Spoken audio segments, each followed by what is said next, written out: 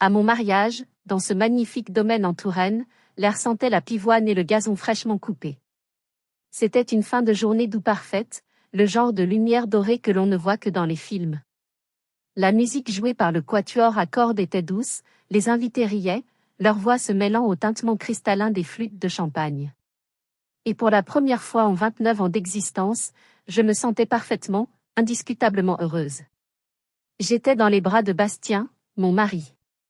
Pas mon fiancé, mon mari. Le mot résonnait en moi avec une force tranquille. Chaque pas de notre première danse sur le parquet ciré semblait m'éloigner un peu plus de la personne que j'avais été obligée d'être, et me rapprocher de celle que je voulais devenir. C'est à ce moment précis, au sommet de ma bulle de bonheur, que je l'ai vue s'approcher. Ma mère, Geneviève. Elle fendait la foule avec l'aisance d'une actrice sur un tapis rouge. Elle était resplendissante dans sa robe de soie bleu pastel, son sourire peint sur le visage, un sourire parfaitement symétrique, calibré pour les photographes. Elle s'est penchée vers moi, son parfum puissant un mélange opulent de jasmin et de vanille qu'elle portait toujours comme une armure sociale m'enveloppant, presque suffocant. Et elle a dit, juste assez fort pour que la table la plus proche, celle des parents de Bastien, puisse l'entendre, nous allons donner la voiture que les parents de Bastien t'ont offerte à ta sœur, Adèle. Le monde s'est arrêté. Littéralement. La musique semblait provenir d'une autre galaxie. Les visages souriants des invités se sont transformés en masques flous. Le seul son clair était le battement assourdissant de mon propre cœur dans ma poitrine. Mon estomac a chuté, une sensation de froid et de vide absolu. Adèle, ma sœur aînée, se tenait juste derrière notre mère, un verre à la main, un air suffisant sur le visage. Elle a gloussé, un son aigu qui a percé le brouillard dans ma tête. « Détends-toi, Héloïse », a-t-elle dit avec une fausse légèreté. Ce n'est qu'une voiture. Ce n'est qu'une voiture. Ces 5 mots. 5 mots qui résumaient toute ma vie. Tout ce qui était à moi pouvait devenir négligeable, trivial, juste une chose, si Adèle le désirait. J'ai regardé Bastien. Il n'a pas bougé. Son corps s'était raidi contre le mien. Son visage est resté calme, mais ses yeux, d'habitude si doux, étaient devenus durs comme de l'acier. Il les regardait, ma mère et ma sœur, et dans ce regard, j'ai su que le spectacle ne faisait que commencer. C'est une histoire folle, je sais, et elle ne fait que commencer. Je suis Héloïse, et ce qui s'est passé dans les minutes et les jours qui ont suivi a fait exploser ma vie pour la reconstruire. Avant de plonger dans les détails de cette manipulation familiale, j'aimerais savoir d'où vous m'écoutez. Dites-moi dans les commentaires depuis quelle ville ou quel pays vous suivez cette histoire, et quelle heure il est chez vous. C'est incroyable et ça me touche de voir jusqu'où nos histoires peuvent voyager. Maintenant, revenons à ce moment suspendu dans le temps. J'avais 29 ans. Mon regard a désespérément cherché mon père, Renaud. Il se tenait près du buffet, une coupe à la main, feignant d'examiner une sculpture de glace. Il avait tout vu, tout entendu, j'en étais certaine. Nos yeux se sont croisés une fraction de seconde. J'ai vu la panique dans les siens. La gêne. Et puis, il a fait ce qu'il a toujours fait, il a rompu le contact visuel. Il s'est détourné. Il a fait un commentaire à un oncle éloigné, un sourire forcé aux lèvres. Il avait choisi son camp. Pas le mien. Il avait choisi le camp du silence, de la non-confrontation. Le camp de ma mère. Geneviève souriait toujours, attendant ma capitulation. C'était une scène qu'elle avait répétée 1000 fois dans sa tête. La mère généreuse qui arrange les choses, la fille aînée qui reçoit, la cadette qui donne. Elle attendait que je baisse les yeux, que je murmure, bien sûr, maman, si ça fait plaisir à Adèle, comme je l'avais fait pendant 29 ans. Mais cette fois, quelque chose était différent. Je n'étais plus la petite fille qui cherchait désespérément son approbation. J'étais une femme. J'étais une épouse. Et je n'étais plus seule. Je sentis la main de Bastien serrer doucement la mienne. Ce n'était pas une pression de colère, mais de pure solidarité. Un message silencieux et puissant, je suis là. Je ne te laisserai pas tomber. Nous sommes ensemble là-dedans. Il ne me regardait pas. Il regardait ma mère. Et il a dit, d'une voix parfaitement polie mais qui tranchait l'air comme une lame de rasoir, je ne crois pas, Geneviève.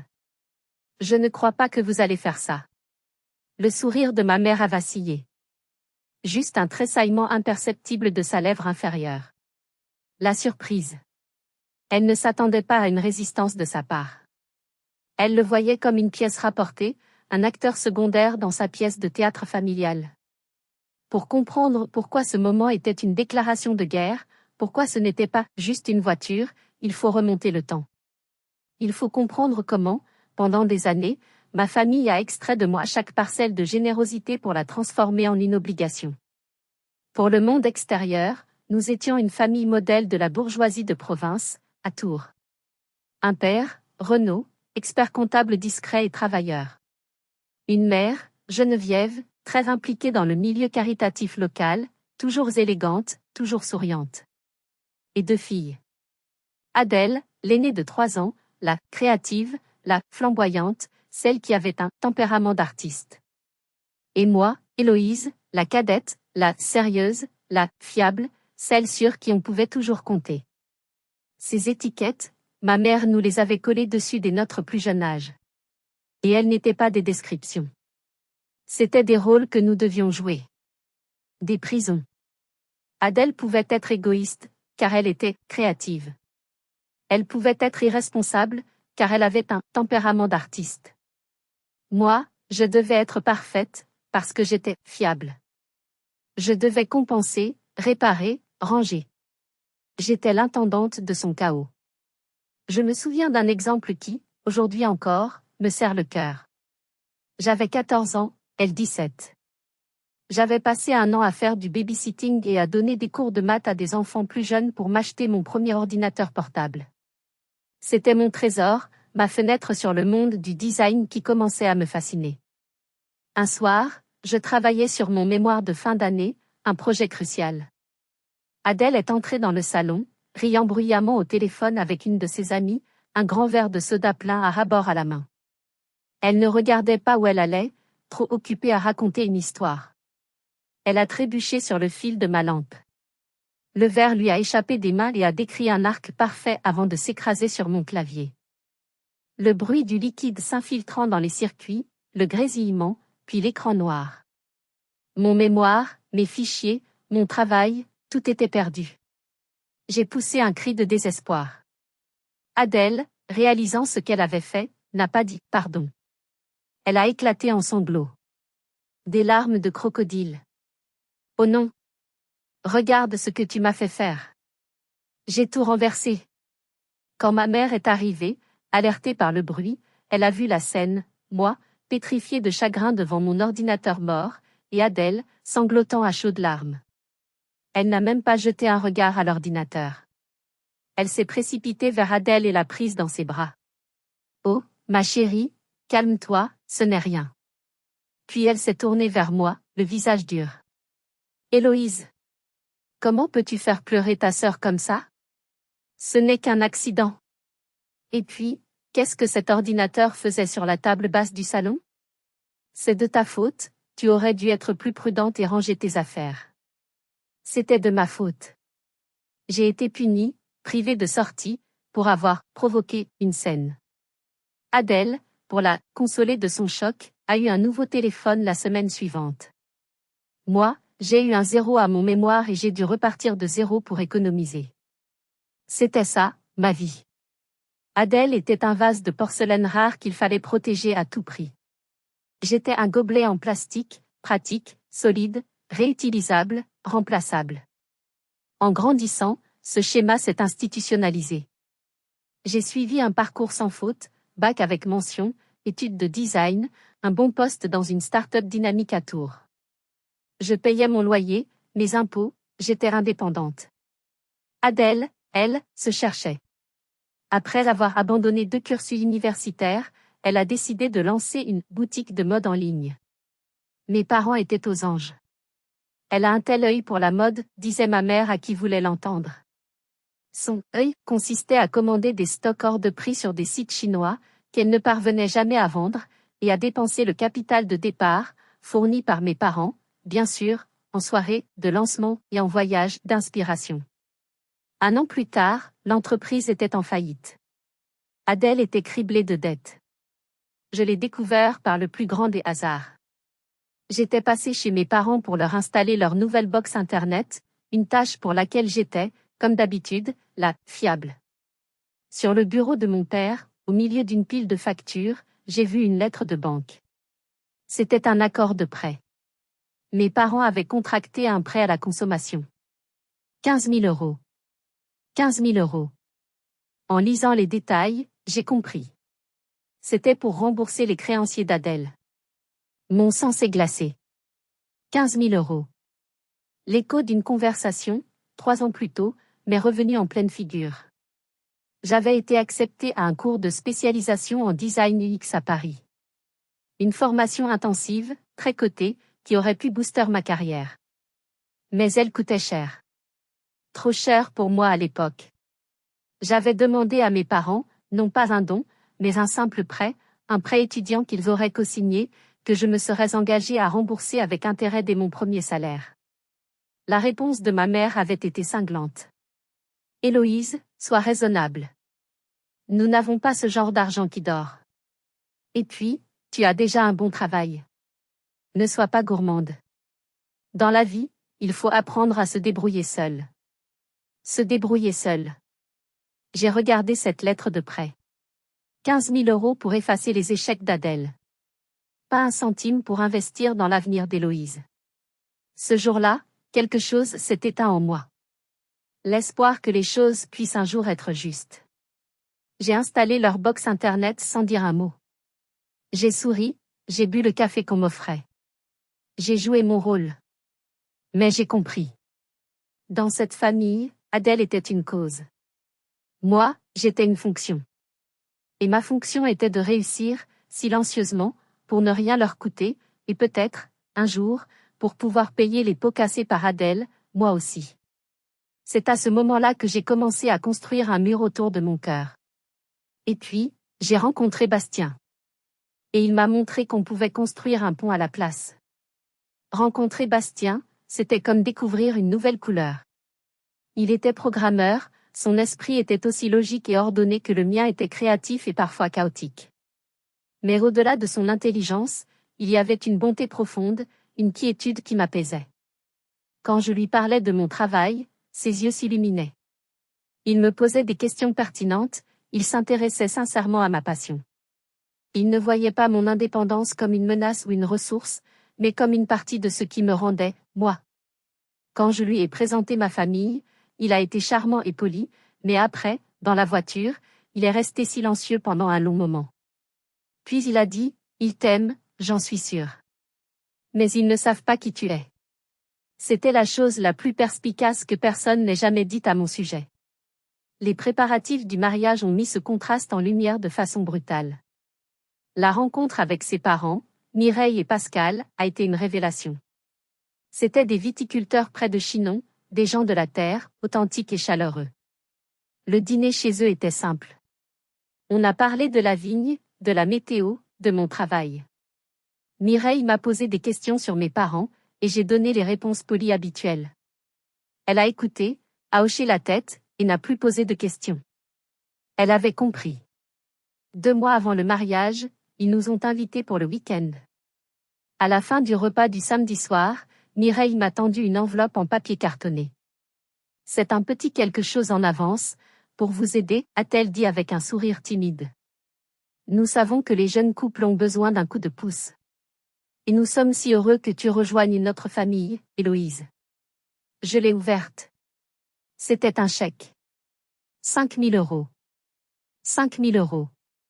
J'ai eu la gorge nouée. Ce n'était pas la somme. C'était la façon dont c'était donné. Sans condition, sans attente, juste de la pure générosité. Nous voulons vous aider à démarrer, a ajouté Pascal. Bastien m'a serré la main sous la table. J'ai réussi à murmurer un « merci » qui venait du plus profond de mon cœur. Sur un nuage de bonheur, j'ai fait une erreur monumentale. Le lendemain, au téléphone avec ma mère, j'ai partagé ma joie. Je voulais, bêtement, lui montrer à quel point la famille de Bastien était formidable, peut-être dans l'espoir qu'elle s'en inspire. Le silence à l'autre bout du fil a duré une seconde de trop. 5 000 euros, a-t-elle finalement répété. Sa voix était devenue neutre, presque clinique. C'est très généreux de leur part. Le lendemain matin, mon téléphone a sonné. C'était Geneviève. Sa voix était redevenue mielleuse, le ton qu'elle utilisait quand elle voulait quelque chose. Héloïse, ma chérie, comment vas-tu?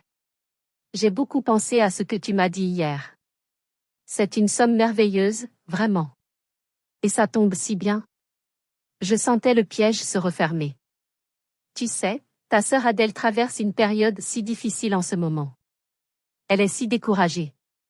Elle essaie de monter un nouveau projet, une petite affaire de conseil en images, mais les banques ne lui font pas confiance. Ce serait un geste tellement magnifique, tellement noble, de ta part. En tant que sœur. Si tu partageais un peu de cette chance. Juste la moitié. 2500 €, ce n'est rien pour vous, avec 2 salaires. Mais pour elle, ce serait une bouffée d'air frais, une chance de repartir. Pense à quel point nous serions fiers de toi. Pense à ce que dirait la famille. J'étais dans ma cuisine, ma tasse de café fumante posée sur le comptoir. Je fixais un rayon de soleil sur le carrelage. Elle me demandait de prendre l'argent que mes futurs beaux-parents m'avaient donné pour construire ma vie, et de le donner à ma sœur pour réparer la sienne, une fois de plus. J'entendais un murmure en arrière-plan. C'était Adèle. Vas-y, dis-lui, chuchotait-elle. Et là, quelque chose s'est brisé. Le barrage de la patience, de la résignation, que j'avais construit pendant 29 ans, a cédé. Non, maman, ai-je dit. Ma voix était un murmure, mais elle était aussi solide que le roc. Pardon? La ligne est mauvaise, je n'ai pas bien entendu. J'ai dit non, ai-je répété, plus fort cette fois. C'est un cadeau de mariage pour Bastien et moi. Pour notre avenir. Ce n'est pas pour financer le dernier caprice d'Adèle. Le silence glacial qui a suivi a duré une éternité. Puis la voix mielleuse a disparu, remplacée par le venin pur. Héloïse. Je ne te reconnais plus. Tu as tellement changé depuis que tu es avec cet homme. Tu laisses l'argent te pourrir. Ta sœur est dans le besoin. N'as-tu donc pas de cœur? J'ai un cœur, maman. C'est pour ça que je dis non. Pour le protéger. C'est fini. Je ne suis plus votre banque. Et j'ai raccroché. J'ai coupé la communication. Pour la première fois de ma vie. Ma propre mère. Essayer de prendre mon cadeau de mariage. Et me faire passer pour la méchante. J'étais dévastée, mais sous la tristesse, une nouvelle émotion grondait, la fureur. Que auriez-vous fait à ma place? Auriez-vous cédé pour garder la paix, une paix qui n'existe que pour les autres? Dites-le moi honnêtement dans les commentaires. J'ai vraiment besoin de savoir si je suis la seule à avoir vécu ce genre de pression financière et émotionnelle. Ce soir-là, quand Bastien est rentré, il m'a trouvée assise dans le noir. Je lui ai tout raconté, en tremblant. L'appel, les mots de ma mère, les 15 000 €, toute l'histoire de ma vie comme plan de secours.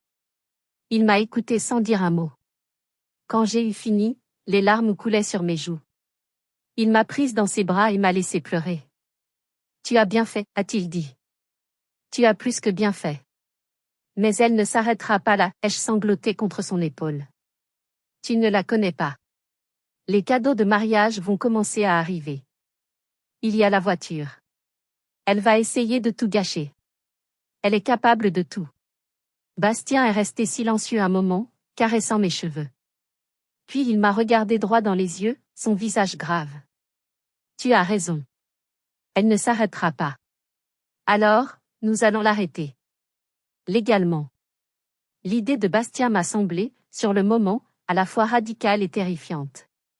Légalement? Mais qu'est-ce que tu veux dire? On ne peut pas poursuivre sa propre mère. Il ne s'agit pas de poursuivre qui que ce soit, a-t-il dit, avec son calme olympien qui me fascinait tant. Il s'agit de prévention. De protection. J'ai un ami de l'université, Maître Perrin, qui est avocat ici, à Tours. Il est spécialisé en droit de la famille, mais pas le genre de droit qui déchire les familles, le genre qui les protège, succession, donation, patrimoine. Laisse-moi juste lui passer un coup de fil. Sans engagement. Juste pour avoir un avis. J'étais rongée par la culpabilité. Engager un avocat, c'était franchir une ligne. C'était admettre que ma famille était une menace, pas un refuge. C'était une déclaration de guerre. Héloïse, a dit Bastien, devinant mes pensées, la guerre, c'est ta mère qui l'a déclarée quand elle a essayé de te manipuler pour prendre ton argent. C'est elle qui a franchi la ligne. Nous ne faisons que construire une clôture pour protéger notre jardin. C'est tout.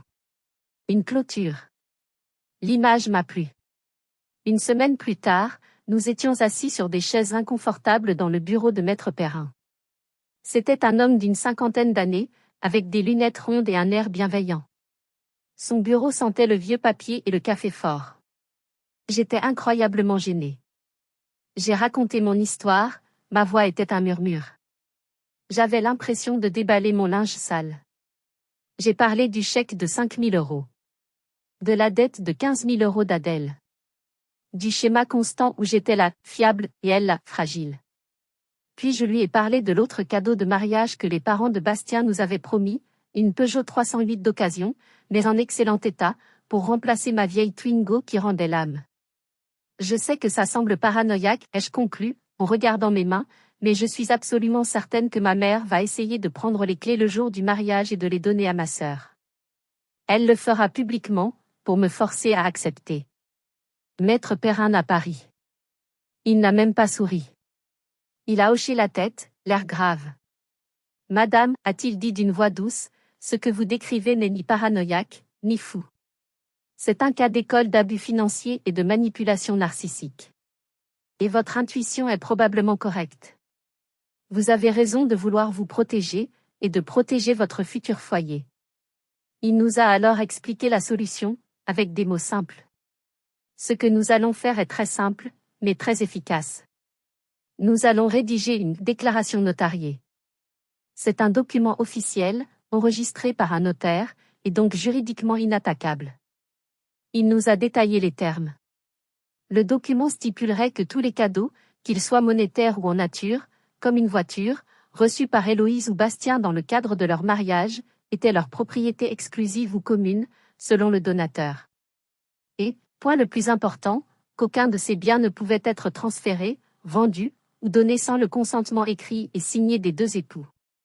Cela signifie concrètement, a-t-il précisé en me regardant par-dessus ses lunettes, que même si votre mère vous soumettait à une pression psychologique intolérable le jour de votre mariage et que vous finissiez par signer un papier pour avoir la paix, ce papier serait nul et non avenu sans la signature de monsieur à vos côtés.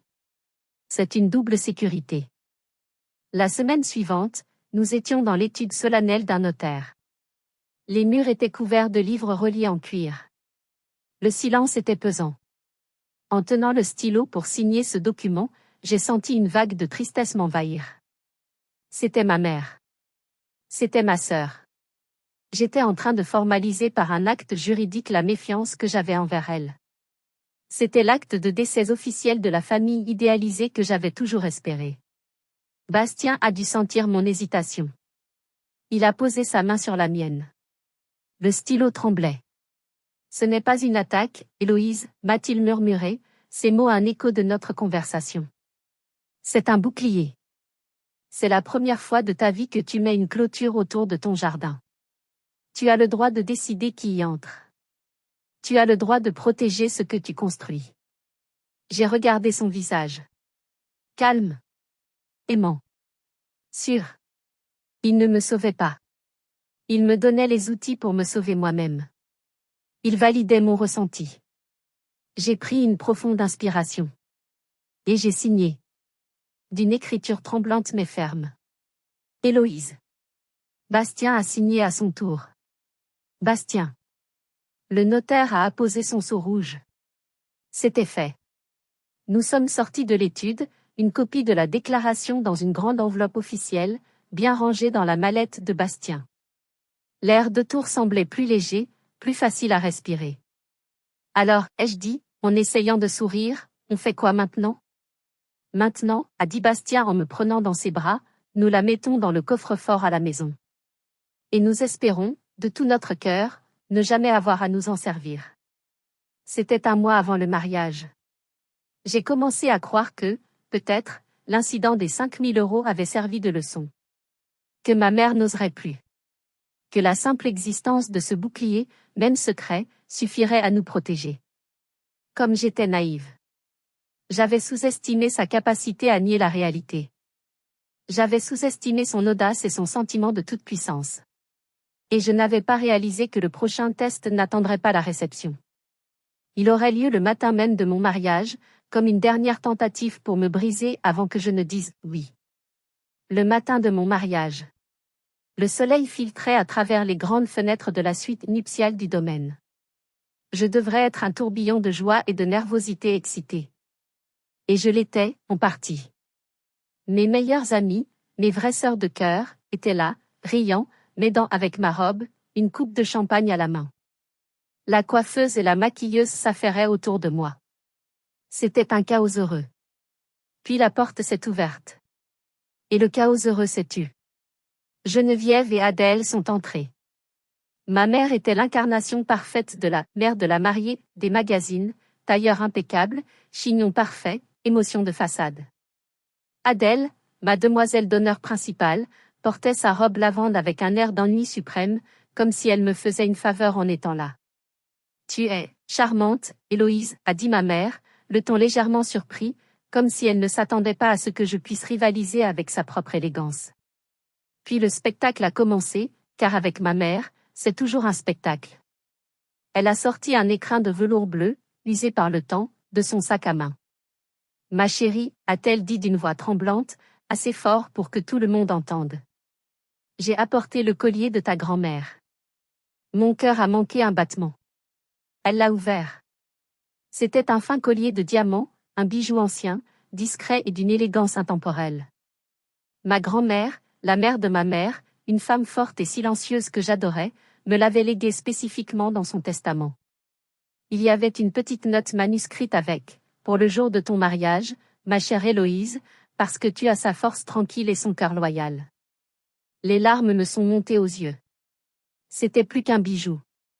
C'était un lien, un héritage d'amour. J'ai tendu la main pour le prendre. Ma mère a refermé l'écrin d'un coup sec. Attends, a-t-elle dit. Son visage est devenu grave, compassionnel. C'était son visage de « je fais ça pour ton bien ». J'ai beaucoup réfléchi. Ta grand-mère t'aimait, bien sûr. Mais Adèle est l'aînée. C'est elle qui aurait dû se marier la première. Et, soyons honnêtes, ce style de collier, délicat, il te va moins bien qu'à elle. Il faut un port de tête, une prestance. Adèle, qui jusqu'à présent scrollait sur son téléphone, a soudain levé la tête. Oh, oui, il est absolument magnifique. Je peux l'essayer? Sans attendre ma réponse, ma mère lui a tendu l'écrin. Adèle l'a sorti et l'a mis à son cou. Tu vois, a dit Geneviève. C'est fait pour elle. Elle s'est tournée vers moi, son sourire devenant suppliant. Adèle est si triste ces derniers temps, tu sais. Son échec commercial l'a vraiment abattue, la pauvre. Ce serait un geste tellement grand de ta part. Un geste de sœur. La laisser le porter. Juste pour aujourd'hui. En tant que demoiselle d'honneur principale, elle sera sur toutes les photos à côté de toi. Ça lui remonterait tellement le moral. Adèle a ajouté, en se pavanant devant le miroir, de toute façon, avec le décolleté de ta robe, on ne le verra même pas. Il sera perdu sur toi. Alors que sur moi, il met ma tenue en valeur. Je les ai regardés, incrédules. Le matin de mon mariage. Dans ma chambre. Devant mes amis. Elles essayaient de me dépouiller de l'héritage de ma grand-mère, de la chose la plus personnelle que j'avais. C'était un test. Un dernier test de soumission. Mes amis dans la pièce s'étaient tus, leur sourire s'était évanoui. Elles sentaient la toxicité dans l'air. Il y a quelques mois, j'aurais cédé. J'aurais ravalé mes larmes, j'aurais senti la boule amère de l'injustice dans ma gorge, et j'aurais dit oui, juste pour que le drame cesse, pour ne pas faire de scène. Mais quelque chose avait changé en moi. L'image de la signature sur le document notarié dans le coffre-fort m'a donné une force que je ne soupçonnais pas. Ce n'était pas juste un bouclier légal. C'était un bouclier mental. Je leur ai tourné le dos, me suis regardé dans le grand miroir. Le collier est magnifique sur toi, Adèle, ai-je dit, ma voix calme. Mais grand-mère me l'a légué à moi. Pour mon mariage. Alors maintenant, tu vas l'enlever et me le donner. Le silence a été total. Adèle a figé, la main sur le fermoir. Ma mère a perdu son expression de fausse compassion. Héloïse, a-t-elle commencé d'un ton menaçant. Il n'y a pas de Héloïse, les yeux coupés, en la regardant dans le reflet du miroir. C'est non. L'affaire est close. Adèle a poussé un cri d'indignation théâtrale. Tu es sérieuse? Tu es d'un égoïsme. C'est incroyable. J'ai ri. Un rire sec, sans joie, qui a surpris tout le monde, y compris moi. Égoïste? Après tout ce que j'ai fait? Après tout ce que j'ai donné? Aujourd'hui, Adèle, c'est mon jour. Pas le tien. Et je porterai le collier de ma grand-mère. Je me suis retournée. Sophie, ai-je dit à ma meilleure amie. Peux-tu m'aider à l'attacher, s'il te plaît? Adèle, furieuse, a arraché le collier de son cou et l'a jeté sur la coiffeuse. Sophie l'a ramassé délicatement et me l'a mis. Le contact froid des diamants sur ma peau était comme une armure. Derrière moi, j'ai entendu le sifflement de rage rentrer de ma mère. Quand nos yeux se sont croisés, son masque était tombé. Il n'y avait plus de mère aimante. Il n'y avait qu'une femme furieuse d'avoir perdu le contrôle. Tu es devenue bien égoïste, Héloïse, a-t-elle craché. J'espère que tu seras heureuse. Je le serai, ai-je répondu, et pour la première fois, je le pensais vraiment. Elle est sortie de la pièce comme une tornade, Adèle sur ses talons, marmonnant des insultes. Je pensais avoir gagné une bataille. Mais je ne savais pas que ce n'était qu'une escarmouche.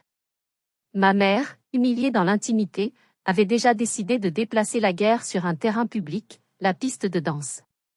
Et nous revoilà sur cette piste de danse. La bulle de bonheur a éclaté.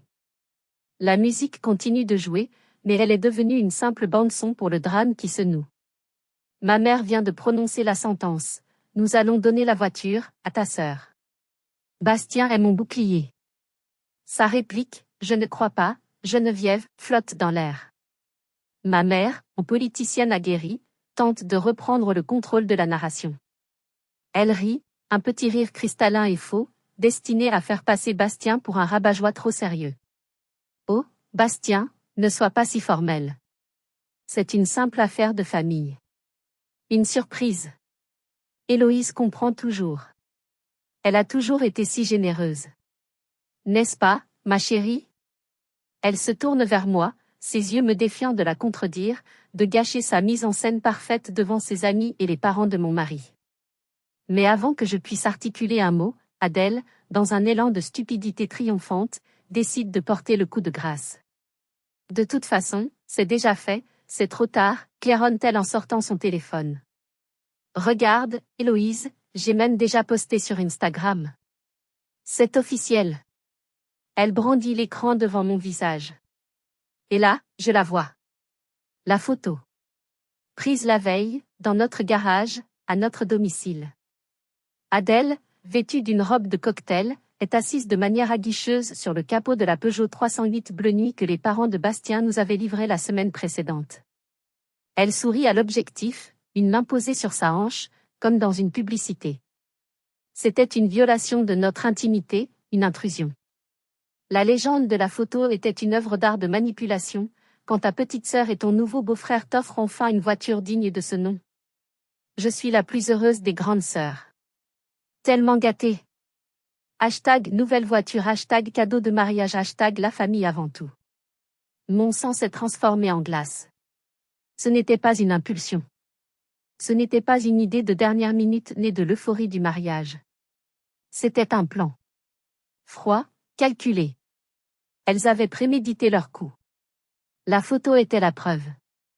Ma mère créait la scène publique, l'annonce, surprise, et Adèle avait déjà verrouillé l'humiliation sur les réseaux sociaux, récoltant des dizaines de likes et de commentaires de félicitations. Le piège était diabolique. Si je refusais, je passais pour la méchante sœur avare qui humiliait publiquement sa sœur aînée, qui contredisait un fait déjà célébré en ligne. Elle m'avait acculé. Elle pensait avoir gagné. Je pouvais sentir les regards. Les invités des tables voisines avaient cessé de parler. Ils regardaient la scène, fascinés et gênés. Quelques téléphones commençaient à se lever discrètement. C'est à ce moment précis que Bastien a lâché ma main. Il a fait un pas en avant, se plaçant légèrement devant moi. Il a souri à Adèle. Un sourire charmant, presque amical.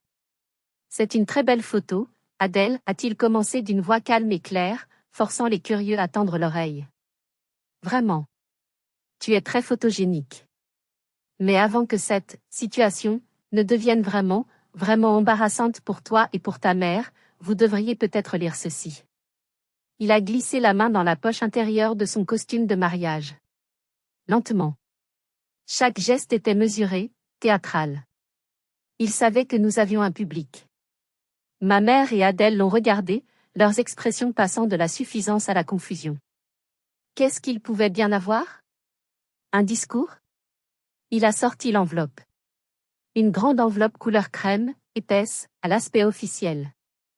Il la tenait entre le pouce et l'index. Le silence est devenu total. Absolu. La musique s'était tue. On aurait pu entendre une épingle tomber. Tous les regards étaient fixés sur cette simple enveloppe. C'était comme une scène de film au ralenti. Bastien a tendu l'enveloppe à ma mère. « Lisez, s'il vous plaît, Geneviève, a-t-il dit. » Sa voix était toujours polie, mais elle contenait une note d'acier. La main de ma mère a hésité. J'ai vu une lueur de peur dans ses yeux pour la première fois. Elle a regardé Bastien, puis moi. Son assurance commençait à se fissurer. Elle a pris l'enveloppe. Adèle s'est penchée, curieuse et déjà agacée, pour lire par-dessus son épaule. J'ai observé le visage de ma mère tandis qu'elle ouvrait l'enveloppe et dépliait le papier timbré. J'ai observé la lente parade des émotions sur son visage. D'abord, la confusion en lisant les premiers mots. Puis, l'incompréhension, ses sourcils se fronçant. Et enfin, j'ai vu le moment exact où elle a compris. J'ai vu le sang quitter son visage, la laissant blême sous son maquillage impeccable. Ses joues, si roses il y a une seconde, sont devenues cireuses. Ses lèvres ont tremblé. Adèle, elle, a mis plus de temps. Elle a lu, puis relu à voix basse. Déclaration, notariée, a-t-elle bafouillé. Propriété, consentement écrit des deux époux. Mais qu'est-ce que c'est que cette blague? Le masque était tombé. Le public était en place. La vraie bataille commençait. Ce n'est pas une blague, Adèle, ai-je dit, et ma voix, à ma propre surprise, était stable et forte. J'ai fait un pas pour me tenir à côté de Bastien, nous formions un front uni. Ça s'appelle la loi. Le document que maman tient dans ses mains tremblantes est une déclaration notariée, signée et enregistrée il y a un mois. Il stipule que la voiture, comme tous nos autres cadeaux de mariage, est notre propriété légale. Elle ne peut pas être donnée par maman comme une part de gâteau. Et si tu tentes de la prendre, Adèle, après avoir été informée de ce fait, cela porte un nom très précis en droit français, cela s'appelle une tentative de vol. Le mot a explosé au milieu du silence. Vol. Adèle est devenue écarlate. Tu as fait ça? Dans notre dos? À ta propre famille? Tu as engagé un avocat contre nous? Sa voix était stridente. Elle s'est protégée, a corrigé Bastien, son calme rendant la fureur d'Adèle encore plus ridicule. Elle s'est protégée contre une tentative de vol. Ce que vous venez de faire. En public. Devant 300 témoins. C'est à ce moment-là que mon père, Renaud, a décidé que sa politique de l'autruche ne fonctionnait plus. Il a vu que la situation était hors de contrôle, que le vernis de « famille parfaite » qu'il avait passé sa vie à entretenir était en train de craquer et de tomber en morceaux sur la piste de danse. Il s'est précipité vers nous, le visage congestionné par la honte. Mais il n'est pas venu me défendre. Il n'est pas venu demander des explications. Il est venu pour me faire taire. Il m'a attrapé par le bras. Sa poigne était étonnamment forte. « Héloïse » a-t-il sifflé, le visage à quelques centimètres du mien. « Range-moi ce papier immédiatement. Arrête ce cirque. Tu es folle? Qu'est-ce que tu fais? Tu veux nous faire honte devant nos amis, notre famille? Il a essayé d'arracher le papier des mains de ma mère. J'ai reculé d'un pas, me dégageant de sa prise. Le dernier fil d'espoir que j'avais pour lui venait de se rompre. Pendant 29 ans, j'avais excusé son silence. Je m'étais dit qu'il était simplement faible, qu'il aimait la paix. Mais ce n'était pas de la faiblesse. C'était un choix délibéré et égoïste. Honte, ai-je répété, ma voix tremblant d'une rage accumulée sur toute une vie. C'est moi qui fais honte? Ce n'est pas moi qui ai essayé de voler la voiture de ma propre fille le jour de son mariage. C'est elle. J'ai pointé une main tremblante vers ma mère. Ce n'est pas moi qui ai posté un mensonge et honté sur les réseaux sociaux pour m'approprier un bien qui n'est pas à moi. C'est elle. J'ai pointé Adèle. Et ce n'est pas moi, ai-je continué, en le regardant droit dans les yeux, qui suis resté là à regarder ma fille se faire traiter comme une ressource pendant 29 ans sans jamais dire un seul mot pour la défendre. C'est toi, papa. Alors, s'il te plaît, ne me parle pas de honte. Mon père m'a regardé comme si je venais de le frapper en plein visage. Il a ouvert la bouche, puis l'a refermée. Il était sans voix, exposé. Geneviève, voyant que son mari avait échoué et que la situation lui échappait complètement, a tenté une dernière carte désespérée. La carte de la victime. Les larmes ont jailli de ses yeux, des larmes de crocodile parfaitement maîtrisées. Après tout ce que j'ai fait pour toi, a-t-elle commencé, la voix brisée par les sanglots. Je t'ai élevé, je t'ai nourri, je t'ai aimé, et tu me traites comme une criminelle? Tu agis comme une criminelle, ai-je rétorqué, insensible à sa performance.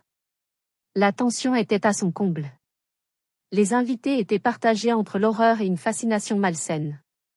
C'était mieux qu'un feuilleton. Et puis, une nouvelle voix s'est élevée. Une voix de femme, claire, posée et pleine d'autorité. Renaud.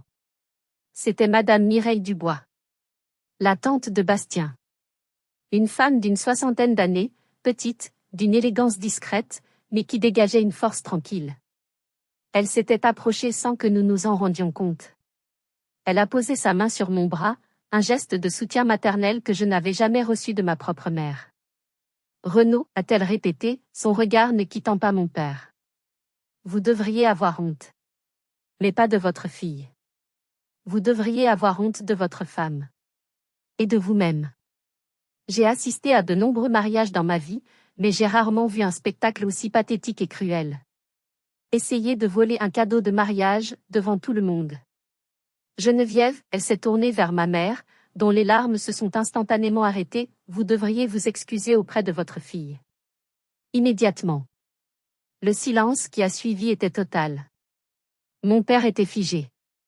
Ma mère, exposée, jugée et condamnée en public par une quasi-inconnue, était livide. Pour elle, l'humiliation publique était pire que la mort. Le masque de la mère parfaite, celui qu'elle avait passé sa vie à sculpter, venait de se fissurer et de tomber en 1000 morceaux sur le parquet ciré. Elle m'a lancé un regard. Ce n'était plus de la colère. C'était de la haine pure. Une haine qui promettait une guerre sans merci. Le verdict de Madame Dubois a agi comme un gong final. Le combat était terminé. J'avais gagné. Mais je ne ressentais aucune joie. Juste un vide immense et glacial. Le silence a été brisé par Adèle. Réalisant que la situation était irrécupérable et que le rôle de la victime était sa seule issue, elle a éclaté en sanglots bruyants et théâtraux. Tu as tout gâché. Tout, a-t-elle hurlé, avant de s'enfuir de la piste de danse, bousculant les invités sur son passage.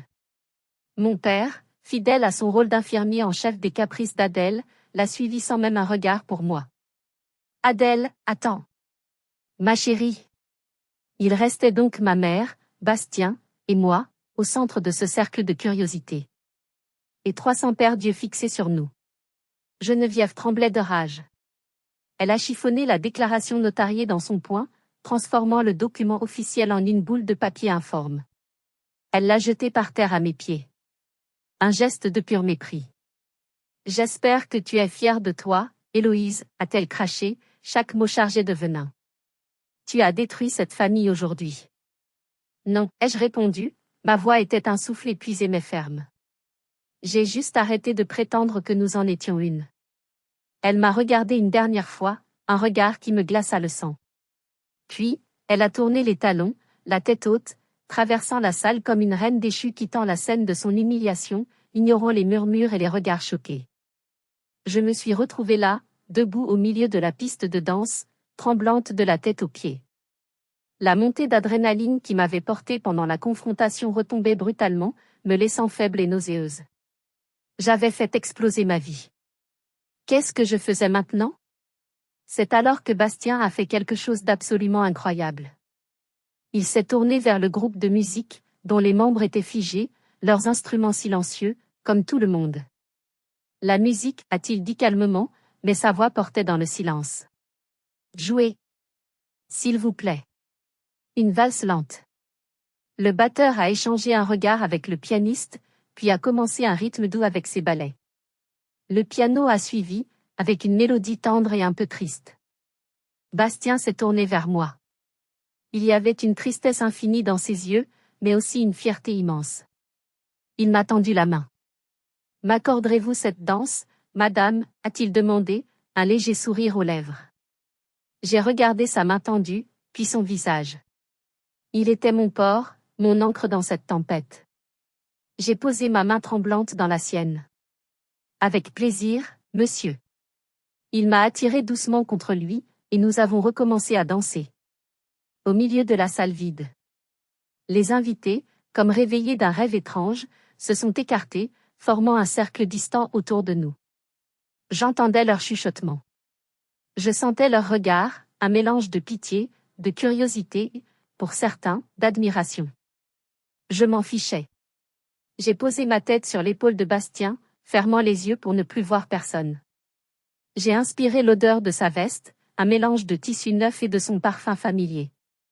J'ai tellement peur, Bastien, lui ai-je murmuré, ma voix étouffée contre son costume. Je sais, a-t-il répondu en me serrant plus fort.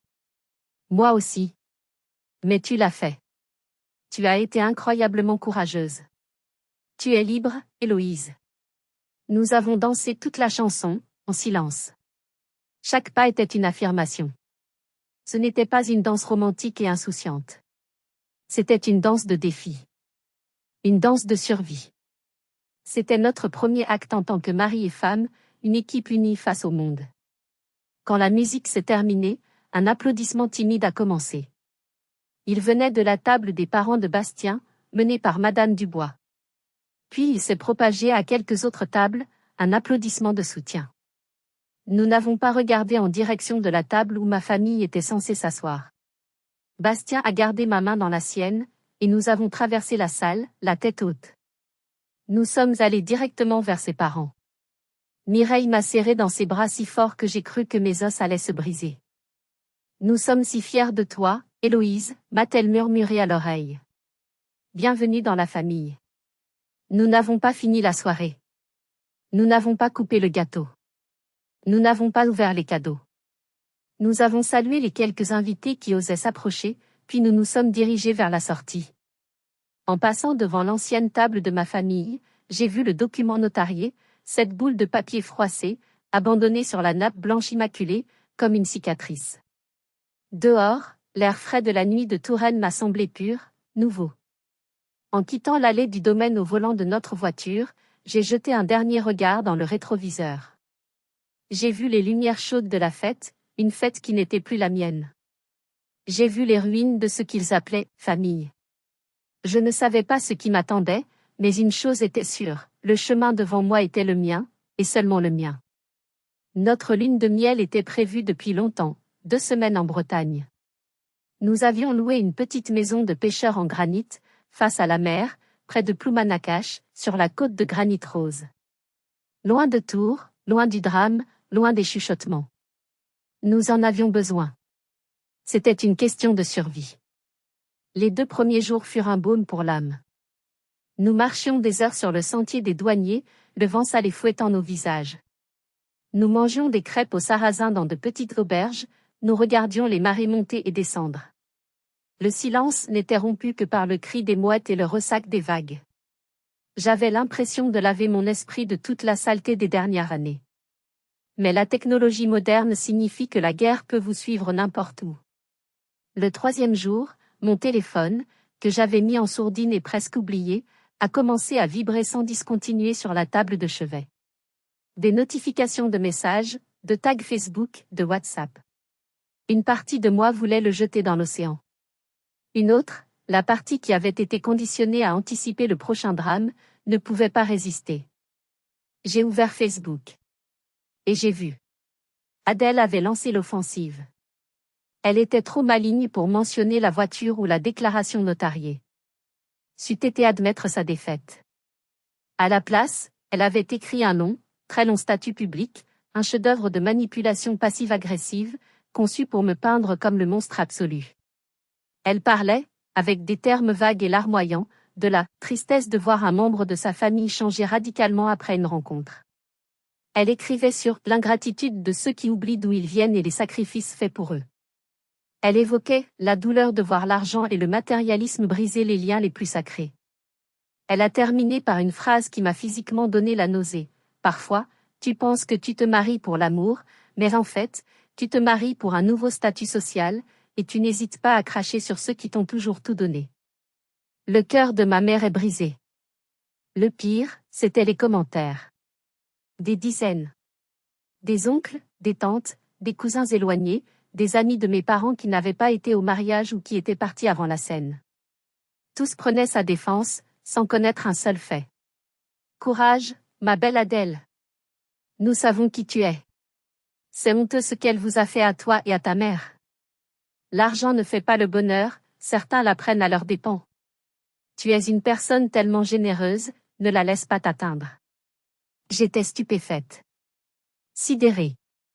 La réalité était non seulement inversée, mais complètement réécrite. Dans sa version, elle était la victime généreuse, et j'étais la méchante, l'arriviste, la fille ingrate et avare. Je tremblais de rage. Elle ment, ai-je crié à Bastien, en lui tendant le téléphone, les mains secouées de tremblement. Elle ment surtout. Regarde. Regarde ce qu'ils disent. Mon premier réflexe, mon instinct primaire, fut de me battre.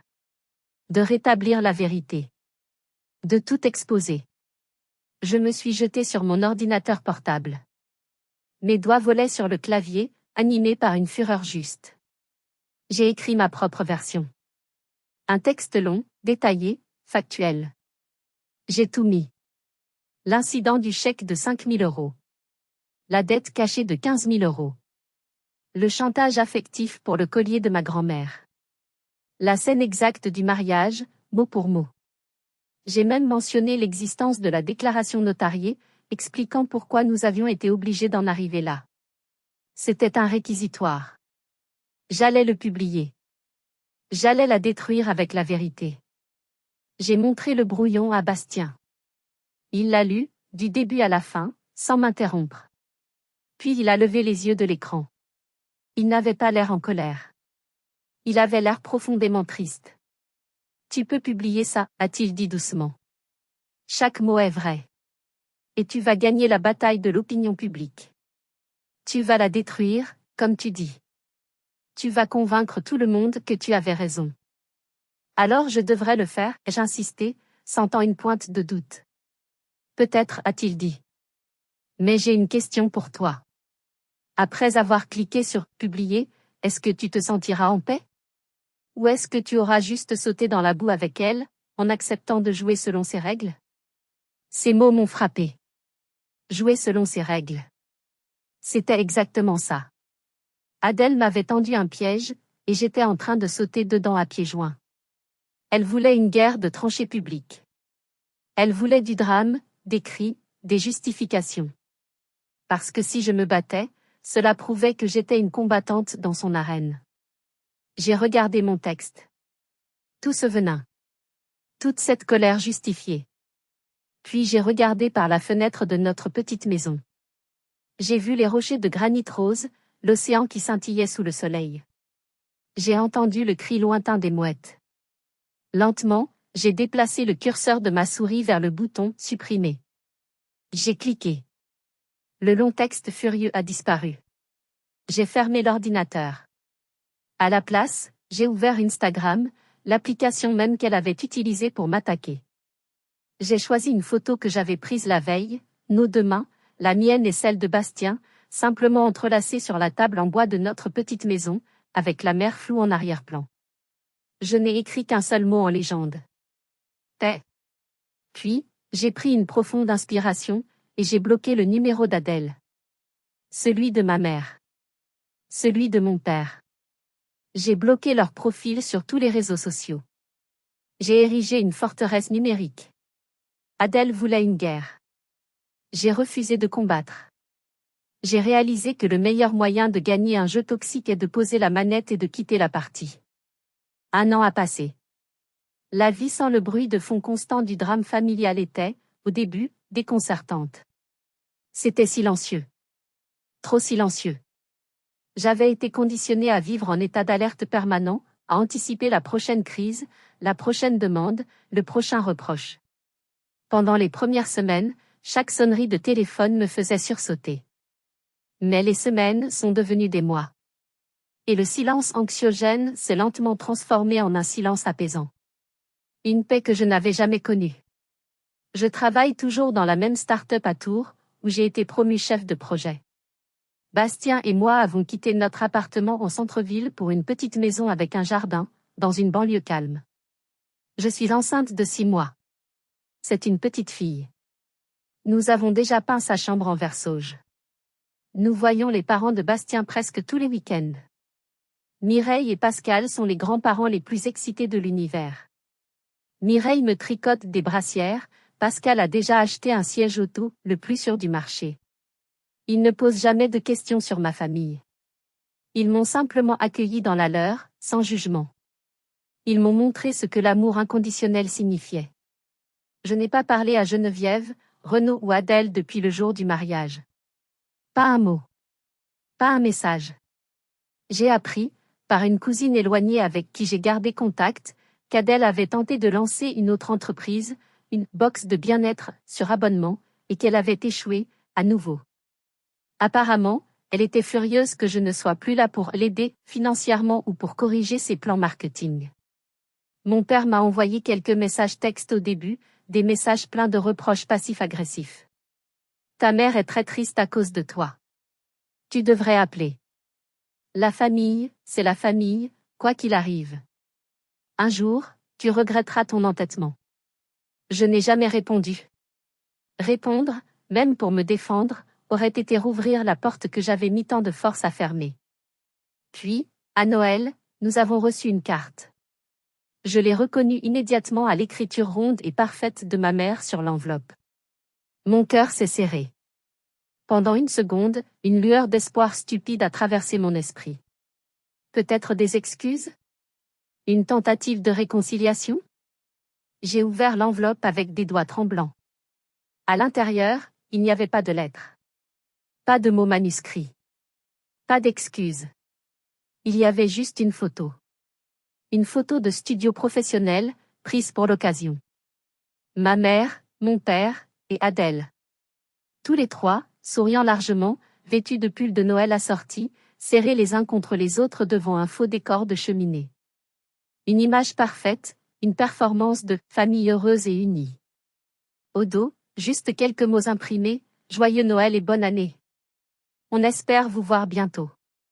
Papa et maman. Je suis restée là, dans mon entrée, à regarder cette photo. Ce mensonge brillant. Ils n'avaient rien compris. Ou, pire, ils avaient compris, mais ils refusaient d'admettre leur tort. Ils pensaient qu'après 1 an de silence radio, ils pouvaient simplement envoyer une carte, comme si de rien n'était. Comme si le temps effaçait tout. Ils attendaient que ce soit moi qui fasse le premier pas, que je revienne dans le rang, que je reprenne mon rôle. J'ai regardé la photo, ce spectacle de déni. Puis j'ai posé ma main sur mon ventre rond. J'ai senti ma fille donner un petit coup de pied, un rappel de la vie que je portais, de l'avenir que je construisais. Et j'ai su exactement quoi faire. J'ai pris la carte de Noël. Je n'ai pas pleuré. Je n'étais même plus en colère. Je me sentais juste, loin. À des années-lumière de ces 3 personnes sur le papier glacé. J'ai marché jusqu'à la cuisine, et j'ai jeté la carte dans la poubelle de recyclage, entre un pot de yaourt vide et un vieux journal. Ce n'était pas un acte de haine. C'était un acte d'hygiène mentale. C'était un acte de protection maternelle. Je protégeais ma nouvelle famille. Je protégeais ma fille de ce cycle toxique. Je ne la laisserai jamais grandir en pensant qu'elle doit se battre pour mériter mon amour. Je ne la forcerai jamais à choisir entre son bien-être et ma fierté. Je lui apprendrai que l'amour, le vrai, ne demande pas de se sacrifier jusqu'à ce qu'il ne reste plus rien de soi. La famille dans laquelle je suis née m'a appris, par la douleur, tout ce que l'amour n'était pas. La famille que je construis aujourd'hui avec Bastien et ma future fille m'apprendra ce qu'il est. Les frontières ne détruisent pas les familles. Elles révèlent la vérité.